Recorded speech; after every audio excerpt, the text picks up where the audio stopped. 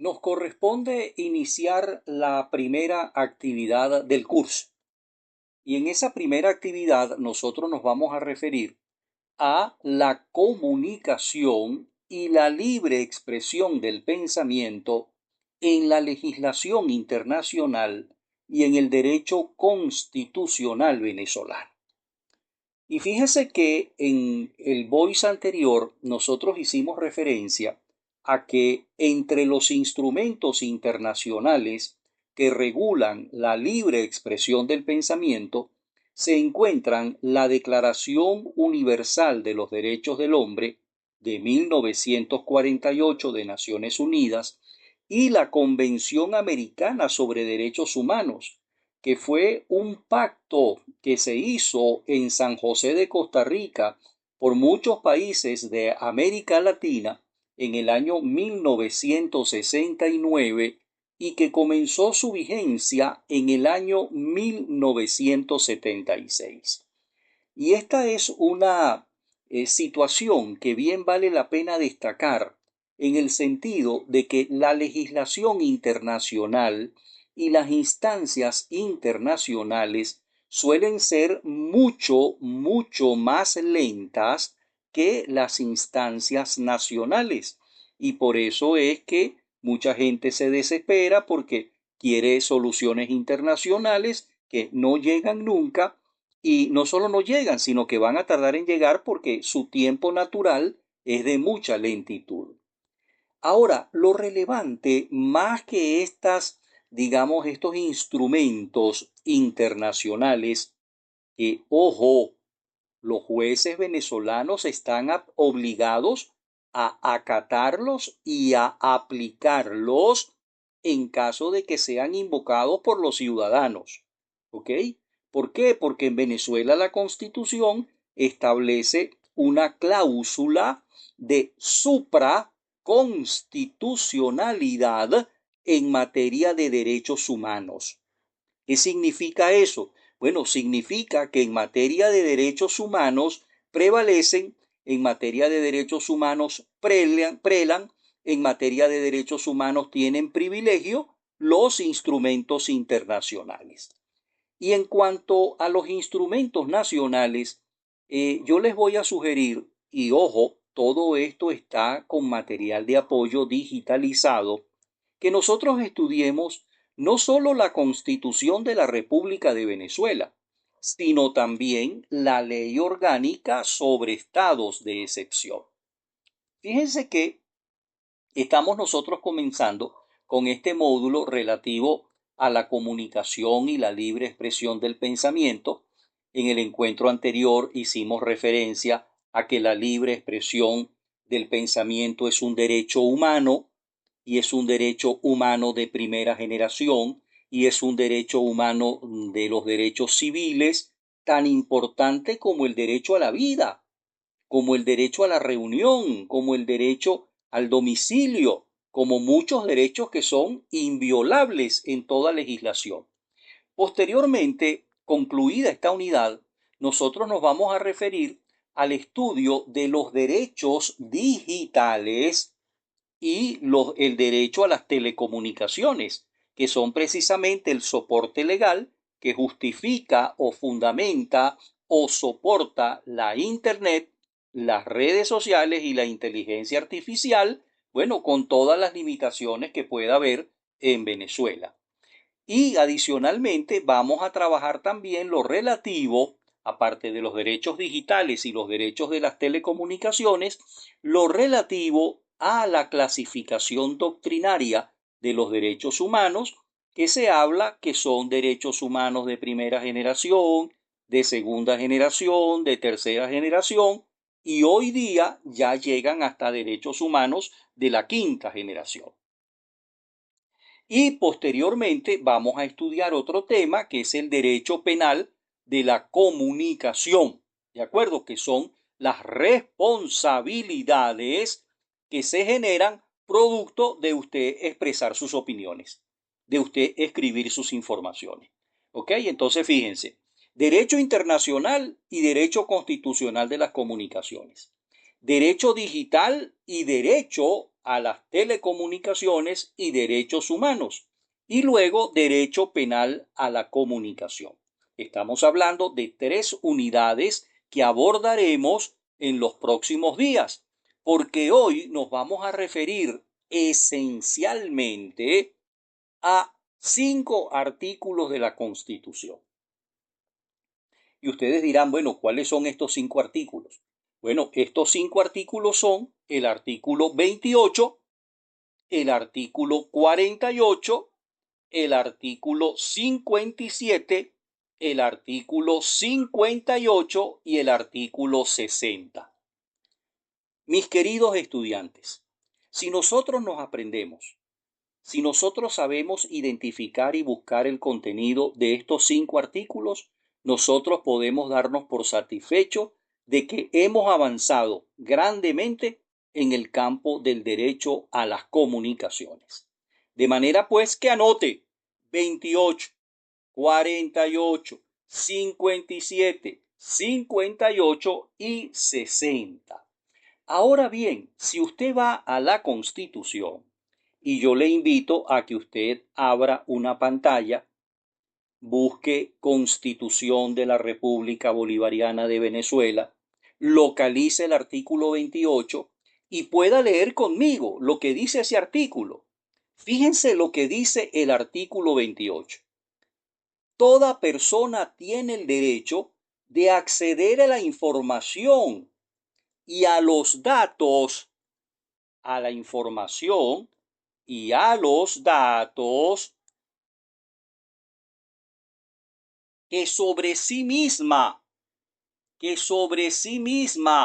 o sobre sus bienes consten en registros oficiales o privados con las excepciones que establezca la ley, así como de conocer el uso que se haga de los mismos, su finalidad y de solicitar ante el tribunal competente la actualización, la certificación o la destrucción de aquellos si fuesen erróneos o afectasen legítimamente a sus derechos. Bueno, también podrá acceder a los documentos de cualquier naturaleza que tenga en forma, que tengan informe, que tengan información, disculpen, cuyo conocimiento sea de interés para las comunidades o grupos de personas y quedan a salvo, pues prácticamente todo el secreto de las fuentes de información periodística y de otras profesiones que determine la ley. Muchachos, esta es una pregunta de examen. El artículo 28 de la Constitución. ¿Por qué? Porque el artículo 28 consagra que queda a salvo el secreto de las fuentes de información periodística y de otras profesiones que determine la ley. De manera que yo como comunicador social no estoy obligado a suministrar de dónde obtuve la información que me permitió, por ejemplo, hacer una denuncia. Claro, no toda la interpretación es pacífica. Hay discusiones, hay debates de si usted es llamado por un tribunal, si está obligado o no a facilitar la información, si la información tiene que ver con la persecución de un delito o no, y otra serie de variables que es la jurisprudencia la que termina de aclarar. Es importante que nosotros sepamos que el derecho se interpreta en base a 3 instrumentos. Se interpreta en base a la ley, que es la norma jurídica publicada en la Gaceta Oficial de la República Bolivariana de Venezuela. Se interpreta en base a la doctrina, que es la opinión de los estudiosos, de los investigadores del derecho, y se interpreta en base a la jurisprudencia, que son las decisiones de los tribunales de la República que deben ser acatadas por todos los ciudadanos. Bueno, analizado el artículo 28, nosotros volamos entonces rápidamente hacia el artículo 48. Y el artículo 48 nos dice, fíjense ustedes, artículo 48 de la Constitución, se garantiza el secreto e inviolabilidad de las comunicaciones privadas en todas sus formas. No podrán ser interferidas sino por orden de un tribunal competente. Y fíjense que esta orden de interferencia de las comunicaciones privadas tiene que ser cumpliendo disposiciones legales y preservándose siempre el secreto de lo privado que no guarde relación con el proceso para el cual el juez ordenó la intervención de la comunicación privada. En el material de apoyo ustedes van a conseguir la digitalización de la ley de protección a las comunicaciones privadas. Y bueno, nosotros sabemos de que en Venezuela lamentablemente no hay privacidad o no hay respeto a la privacidad de las comunicaciones, que los órganos de inteligencia del Estado intervienen y que incluso hay unos aparatos que uno puede traer, los activa y uno mismo puede escuchar conversaciones que no debería escuchar. Bueno, vamos al artículo 57. El artículo 57 es hermoso y el artículo 57 viene de un pensamiento de nuestro libertador Simón Bolívar. Dice el artículo 57, toda persona tiene derecho a expresar libremente sus pensamientos. Toda persona tiene derecho a expresar libremente sus pensamientos. Vamos a abrir esto por acá, moverlo un poquito para poderlo leer. Sus ideas y opiniones de viva voz, por escrito o mediante otra forma de expresión y de hacer. A ver qué dice aquí, vamos a ver, de cualquier forma de expresión y de hacer uso para ello de cualquier medio de comunicación y difusión sin que pueda establecerse censura previa. Bueno, para que ustedes se den cuenta cómo son las realidades, ahorita en este momento se acaba de ir, digamos, la lectura que tenía de la Constitución. Afortunadamente pude recuperarla, aquí estoy buscándola y aquí estoy nuevamente en el 57. De acuerdo, nuevamente estoy en el 57, amplío un poco más la letra del artículo 57 y como les venía indicando, pues sencillamente me pasé, estoy por el 64, 65, 67, 56, 57. Aquí lo tengo. Entonces, toda persona tiene derecho a expresar libremente sus pensamientos, sus ideas, sus opiniones de viva voz, por escrito o mediante cualquier otra forma de expresión y de hacer uso para ello de cualquier medio de comunicación y difusión sin que pueda establecerse censura previa. ¿Ok? La censura está prohibida, no hay censura. Quien haga uso de este derecho, y fíjense que aquí viene algo también relevante que suele ser pregunta de examen, quien haga uso de este derecho asume plena responsabilidad por todo lo expresado. Es decir, que yo puedo decir lo que yo quiera, yo puedo decir lo que a mí me dé la gana, pero ojo, yo digo lo que a mí me da la gana y yo respondo por lo que dije. Asumo plena responsabilidad por todo lo expresado. No se permite, y esto es importante que se sepa, no se permite el anonimato, no se permite la propaganda de guerra, no se permiten los mensajes discriminatorios, no se permiten los mensajes que promuevan la intolerancia religiosa. Digamos que esas son prohibiciones constitucionales a la libre expresión del pensamiento. Prohibiciones constitucionales. No puede haber anonimato, no puede haber propaganda de guerra, no puede haber mensajes discriminatorios y no se puede promover la intolerancia religiosa. Finalmente, dice el artículo 57, se prohíbe la censura a los funcionarios públicos o funcionarias públicas para dar, vamos a ver de qué se trata para dar cuenta de los asuntos bajo sus responsabilidades. Dicho de otra manera, el funcionario público está obligado a rendir cuentas y en consecuencia para él no opera la censura.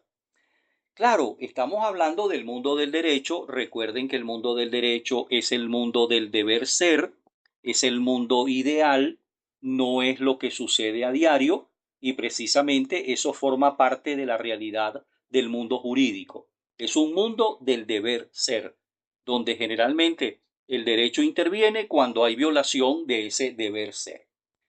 Bueno, ese es el artículo 57. El artículo 58, y ya solamente nos falta este 58 y nos falta luego el 60, nos dice lo siguiente,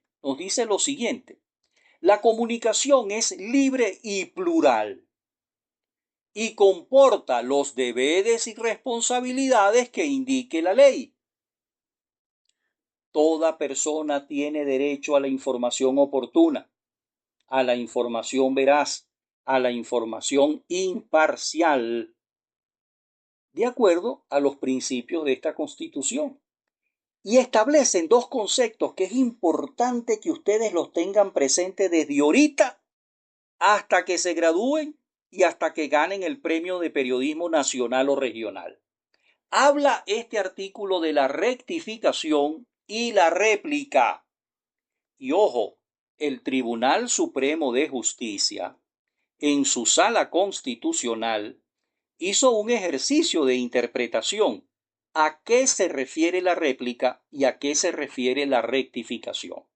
Y fíjense ustedes, hizo diferencias. Vinculó la réplica a las opiniones y vinculó la rectificación a las informaciones. De manera que cuando yo opino e incurro en informaciones inexactas y agraviantes en contra de un tercero y ese tercero me solicita derecho a réplica, yo estaré obligado a conceder por el medio, por el programa, por el espacio, ese derecho a réplica en las mismas condiciones, en el mismo tiempo, en el mismo espacio en que emití las opiniones que asumo fueron inexactas y agraviantes. Luego tenemos la rectificación y la rectificación está vinculada a el derecho a, digamos, corregir informaciones publicadas. ¿Por qué? Bueno, porque sean inexactas o agraviantes. En resumidas cuentas, réplica vinculado a la opinión, rectificación vinculado a la información. Esto por decisión del Tribunal Supremo de Justicia. Y vamos a terminar este voice. Que prácticamente es materia de examen. Préstenle atención a este voice. Señalando lo siguiente, toda persona tiene derecho a la protección de su honor. Toda persona tiene derecho a la protección de su vida privada. Toda persona tiene derecho a la protección de su intimidad propia, a la protección de su imagen, de su confidencialidad y de su reputación. Eso es un derecho que preserva la Constitución. Es un derecho que garantiza la Constitución. Y entonces cierra el artículo 60 señalando: la ley limitará el uso de la informática para garantizar el honor, para garantizar la intimidad personal y, bueno, darle a los ciudadanos el pleno ejercicio de todos sus derechos. Jóvenes, de esta manera terminamos nuestro primer encuentro. ¿A qué los invito? A que ustedes hagan un resumen del artículo 28, un resumen del artículo 48, un resumen del artículo 57, un resumen del artículo 58 y un resumen del artículo 60. Con eso ustedes sacan 20 en esta primera unidad. Luego, en próximas actividades, en próximos encuentros, nosotros debemos estudiar el título 3 de la Constitución. Presten atención, título 3 de la Constitución, y allí vamos a encontrarnos con la clasificación legal de los derechos humanos. De manera pues, mis queridos jóvenes, que yo, digamos, lo que tengo que decirles es que en la medida en que podamos sintetizar esta información, que podamos hacer un resumen de ella, que podamos ir organizando estos datos, no vamos a tener problemas de ninguna naturaleza para nuestra evaluación. Por lo pronto, me encantó haber conversado con ustedes.